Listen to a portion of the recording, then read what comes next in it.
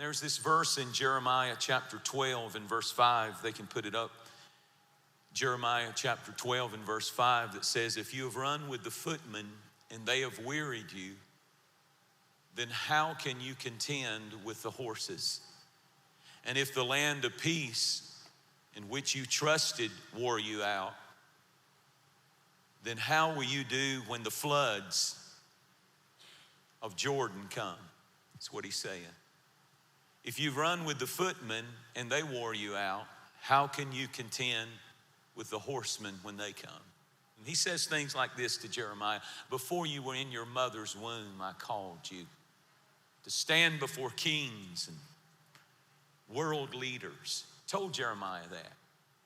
He said, I ordained you to the nations. I set you apart, one translation said, for a special task.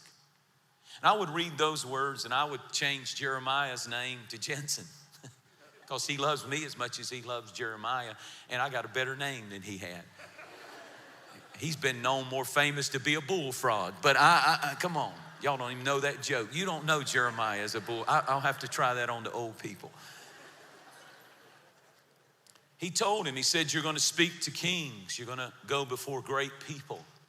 I'm going to have you in places that unless you know who you are and who you've been sent by, you will crumble because you don't have enough confidence and courage in yourself.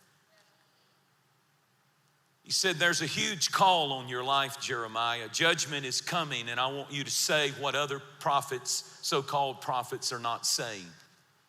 God actually called them windbags.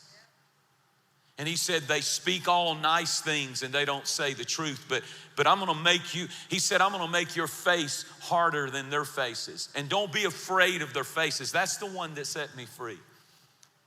God told Jeremiah, don't be afraid of the faces of the people and their reactions. If they suck their teeth, if they roll their eyes, don't be afraid of their faces. You just stand up there, and he said, I'll make your face stronger than their face. I tell you, you start reading that stuff and it just gets in you, and that's what happened to me when I was about your age. And you know, when God called him, he was in a little bitty tiny town. That's where he lived. It starts small. The call of God, the plan of God, the mission of God starts small, and it starts where you are. It doesn't start when you get there, when you get this opportunity and that big deal. It starts where you are right now. Matters concerning where you're going. It starts here. It starts now. It starts where you are. And so God says, I don't want to focus on where you are, because where you are is small in comparison to where I'm taking you and the pressure that you will face. It's going to get harder. Now, y'all don't want to hear this, but I'm going to tell you, because you're a chosen generation, it's going to get harder. And indirectly, there is a phenomenal promise in this text. He said, you're headed for the horsemen, which means you're going to get through where you are right now. It's really God saying, you may fail when you get to the horsemen, but you're not going to fail where you are right now. Whatever you're going through right now is just the footmen, and that is not the big stuff that I have planned for your life. And so you're going to get through this season. I promise you, the horsemen are coming, and you're called to run with the horsemen, not the footmen. Greater things than these shall you do, Jesus said. He's got long-term plans for your life and for your generation. He's got a magnificent plan. It may feel hard where you're at right now. You may feel discouraged, and you may feel like giving up because it seems like that all you feel is weariness. But you've been called to run with horses. Now, here's the point. Opposition escalates with opportunity. And that means you have not peaked yet. That means that your greatest days are not behind you. They absolutely, I tell you with 100% confidence, you have not peaked yet. Your greatest days are in your future, not in your past. Greater doors. And with greater doors that will open will come greater opposition than you've ever experienced. And you've got to be soldiers. You've got to learn how to handle it. You've got to be able to deal with running with the horses. You keep saying, I want the big doors. You keep saying, I want you to use me. You keep saying it. What you're asking God for is you want to run with the horses. You don't want to be down here. You want to be up here. Okay.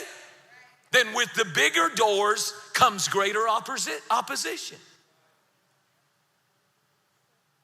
Higher levels, higher devils. When God's people mobilize, the enemy mobilizes against you. So don't be astonished that you're going through things, that the enemy's attacking you and you feel like quitting. Let the magnitude of your calling grip you in those moments and say, the devil doesn't bother somebody who's not going anywhere. He's worried not about where you are, but where you are headed. His family tried to take him out. He was thrown in mud. He wrote the book of Lamentations. He became known as the weeping prophet. Paul put it this way, the Apostle Paul. He said, a great door has opened for me, but the adversaries are many. I tell you, I've learned that with the many doors that God opens, the adversaries are many. And if I can't be faithful on the level where I am, I sure won't be able to handle the good times and the success and the opposition that will come when I move from footman to horseman. So important. I want you to know that what you're going through, God wants you to know that you are training for the trial you're not in yet. You're training through what you've gone through in your family, what's happening in your family, what's happening with your sisters and your brothers, what's happening with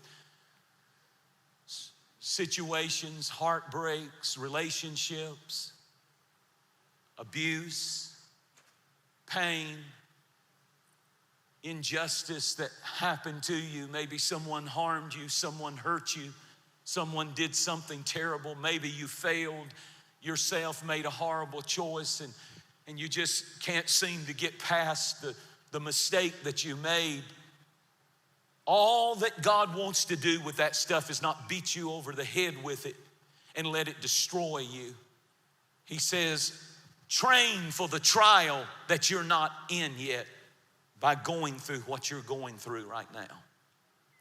If you're serious about living for Jesus, harder days are coming than you're in right now. Next year, you should be harder than you are this year concerning not giving up. God will bless you more. He will trust you more. But in this world, you will have opposition. Jesus promised it. And you're training. God puts to use what He puts you through. God will put to use everything He's put you through. Romans 8, for we know that all things work together for the good to them that love God and are called according to His purpose. He's doing it right now. It seems like there's no fruit. It seems like it's been a wasted year. It seems like there's no success. It seems like the doors have not opened, but you were just singing it. Jeremiah 29:11, I know the plans I have for you, plans of good and not evil. God puts to use what he puts you through.